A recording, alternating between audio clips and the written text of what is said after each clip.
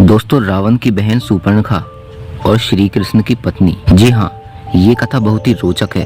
त्रेता युग से द्वापर युग तक की ये कथा बेहद दिलचस्प है। तो आइए जानते हैं सुपर्णखा ने ऐसा क्या किया था कि जिसकी वजह से उसे स्वयं भगवान की वधू बनने का सौभाग्य प्राप्त हुआ। दंडकारण्य की स्वामिनी रावण की अति प्रिय भगिनी सुपर्णखा के बारे में शायद ही आप ये बात जानते होंगे कि उन्हें श्री कृष्ण की पत्नी का सौभाग्य प्राप्त हुआ।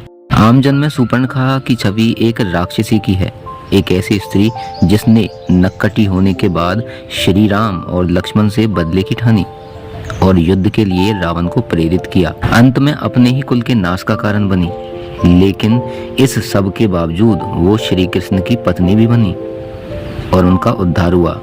बड़े बड़े ऋषि मुनि कठोर तप के बाद भी ये सुख प्राप्त नहीं कर पाते, लेकिन सुपर्णखा को ये आशीर्वाद मिला। सुपर्णखा को न सिर्फ श्री राम से वार्ता का सौभाग्य मिला, बल्कि श्री राम ने उसकी लक्ष्मण जी से भी बात करवाई। भक्ति स्वरूपा आद्या शक्ति जगत जननी सीता माता के दर्शन भी करवा दिए। दरअसल इस सब का मर्म सुपर्णखा के पूर्व जन्म में छिपा है। पूर्व जन्म में सुपर्णखा इंद्र लोक की एक नैनतारा नामक अप्सरा थी। उर्वशी, रंभा, मेनका, पुंजी, कस्थला आदि प्रमुख अप्सराओं में इनकी गिनती होती थी। कथा के अनुसार इंद्र के दरबार में अप्सराओं का नृत्य चल रहा था। उस समय यह नैनतारा नृत्य करते समय भ्रंश चालन अर्थात आंखों से इशारा भी कर रही थी। ये देखते हुए इंद्र उस पर मोहित हो गए। तब से नैनतारा इंद्र की प्रेयसी बन गई। उस काल में पृथ्वी पर वज्रा नामक एक ऋषि घोर तपस्या कर रहे थे। इंद्र ने उस समय नैनतारा को ही ऋषि की तपस्या भंग करने हेतु पृथ्वी पर भेजा, लेकिन वज्रा ऋषि की तपस्या भंग होने पर उन्होंने अप्सरा को राक्षसी होने का श्राप दिया। ऋषि वज्रा से क्षमा याचना करने पर उन्होंने उसे कहा कि राक्षस जन्म में ही तुझे प्रभु के दर्शन होंगे। नैनतारा ने अपनी देह त्याग कर दी और सुपर्णखा राक्षसी के रूप में रावण के घर जन्म लिया। उसने मन में ठान लिया कि वो प्रभु को प्राप्त करके रहेगी।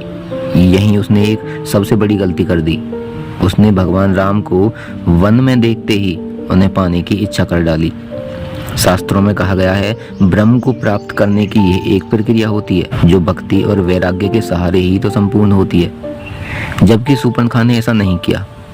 उसने भक्ति रूपा सीता माता और वैराग्य रूपी श्री लक्ष्मण जी के पास न जाकर सीधे ब्रह्म को पाने की कोशिश की। वह सीधे श्री राम को प्राप्त कर भक्ति को ये अलग कर देना चाहती थी, किंतु उसने वैराग्य को भी नकार कर अहंकार में सीधे प्रभु के पास जाना उचित समझा। प्रभु ने सुपर्णखा को उचित प्रक्रिया का ज्ञान कराने के लिए उसे वैराग्य रूपी लक्ष्मण के पास भेजा, लेकिन वैरागी लक्ष्मण ने उसे पुनः प्रभु के पास भेज दिया। तब प्रभु ने कहा कि मैं तो भक्ति के वश में हूँ। तब सुपर्णखा भक्ति रूपा सीता माता के पास गई, परंतु वहाँ भी एक भावगत अपराध कर बैठी। सोचा प्रभु इस भक्ति के वश में है, अतः मैं इस भक्ति को ही खा जाऊं। लक्ष्मण जी ने क्रोध में आकर उसके नाक कान काटकर अंग भंग कर दिया। इसके बाद सुपर्णखा के ज्ञान चक्षु खुल गई और प्रभु के कार्य को पूरा कराने विनाशाय च दुष्ट कृतम के लिए उनकी सहायिका बनकर प्रभु के हाथ से खरवेदूषण, रावण, कुंभकर्ण, मेघनाद आदि निशाचरों को मरवा दिया और प्रभु प्राप्ति की उचित प्रक्रिया अपनाने के लिए पुष्कर जी में चली गई और जल में खड़ी होकर भगवान शिव का ध्यान करने लगी।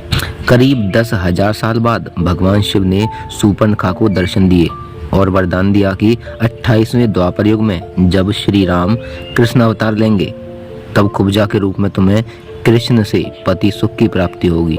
तब श्री कृष्ण तुम्हारी कुबड़ ठीक करके वही नैनतारा अप्सरा का मनमोहक रूप प्रदान करेंगे। और ऐसा ही हुआ। सुपर्णखा को अंत में अप्सरा का मोहक रूप भी मिला और वो भगवान की सहचर्या भी बनी। तो दोस्तों, ये जानकारी आपको कैसी लगी कमेंट करके हमें जरूर बताइएगा।